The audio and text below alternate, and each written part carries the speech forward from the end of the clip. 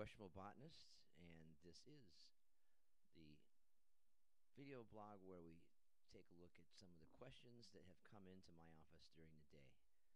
My office is the Botanical Information Office, and that's actually my title, Botanical Information Consultant.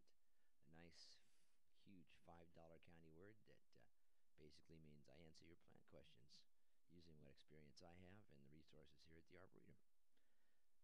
Got a couple of interesting things in today, and a couple of them aren't completely answered.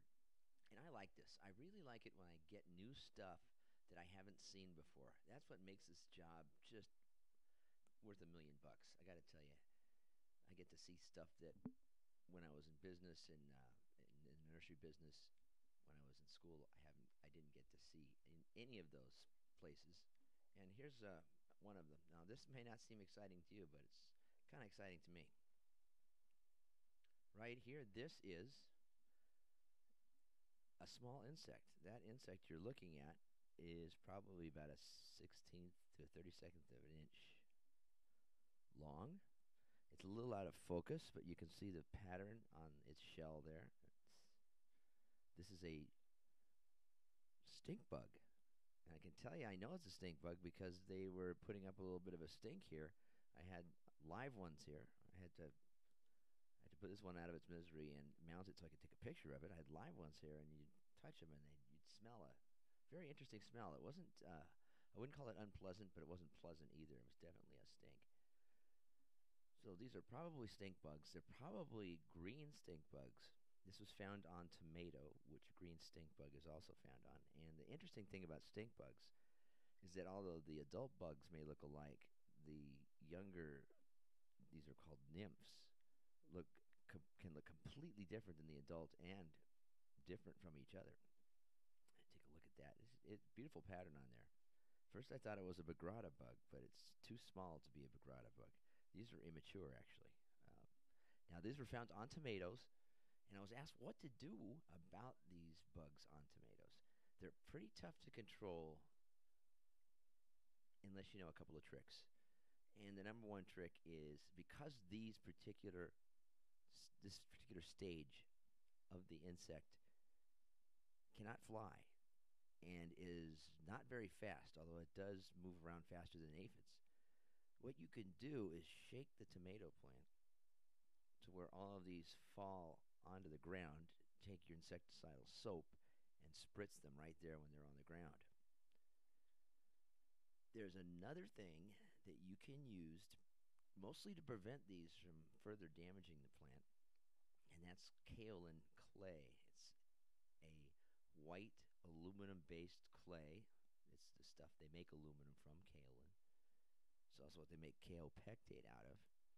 And you paint the plant with this clay dust. It makes it look a little on the whitish side. Does cut down on its efficiency of using light, making light into food, but not so much to where it's really a big difference. But what it does is it makes it hard for this insect to insert its snout into the plant. The way they feed is they will put their little snout, their proboscis, into the plant. They'll start sucking plant juices from the plant. Now they're piercing and sucking insects, but they are mobile, and so they'll go all around the plant to different places, and they'll jab their little thing down in there. They'll start sucking the juices, then they'll go a little further and do the same. They're not stationary when they do this. They do not, like aphids,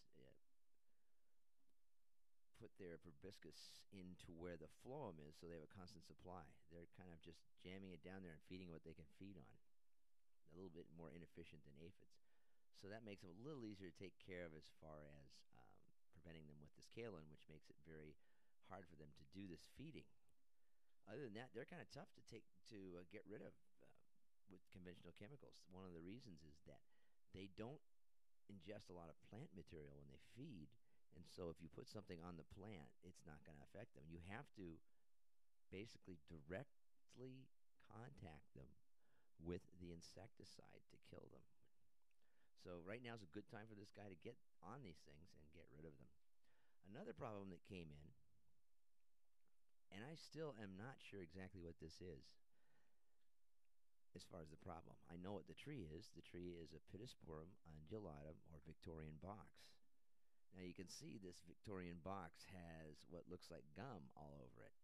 Now, this gum is not necessarily a bad thing. This is an Australian native, and many Australian natives produce gums in response to injury and in response to insect attack. There seems to be an awful lot of gum production, and it seems to be happening just under the bark. There seems to be some bark rotting out. And my guess is one of three things could be happening here. The tree had recently been pruned and open to the sunlight, so there may be some sunburn in the tree. Two, it may have somehow gotten irrigated on the trunk, which would lead it open to Phytophthora infestation. Phytophthora is an organism that was thought to be a fungus for a long time. It's not a fungus, more closely related to kelp. It will actually get into the cracks of the bark and start eating away at the soft tissue underneath. Usually it comes up from the base of the plant, and it's usually a result of overwater. The third possibility is there's a new canker fungus affecting these, and that canker fungus is attacking the bark, or attacking under the bark directly. You notice this tree has been pruned, and pruning is a number one cause of transference of canker. And I have had a lot of reports, and so has Jerry Turney down at the Agricultural Commissioner's Office, of Pittosporum undulatum's dying off or being very sickly. And this all happened rather during a relatively small period of time. That could be indicating that whatever this disease organism is, it spread rapidly, and it could have been spreading rapidly through pruning tools. So, don't know right now. This is kind of an enigma, a mystery. Another thing about all these Pittosporums, these are older trees. A lot of these were planted around the turn of the 20th century, and it may be that it's just their time. So, there may be just a real reasonable explanation for that. Finally, I just want to leave you with this picture. Isn't that gorgeous? That is Tephrocarpus, and I don't have the species name. There's several different species names, but it's Tephrocarpus. And there are other varieties of Tephrocarpus that will have actually very, I guess they would be horn-like spines on them. But this is not one of them. This is a Tephrocarpus that has very globular stems. Globular is a fancy botanical word, scientific word for globe-like or circular or spherical. But beautiful, beautiful plant. One of the big winners at the Cactus Festival. It won first prize in some very big category. It was on the really big winners table. Anyway, that's it from me, Frank McDonough, your Questionable Botanist. Want to apologize for missing a few episodes.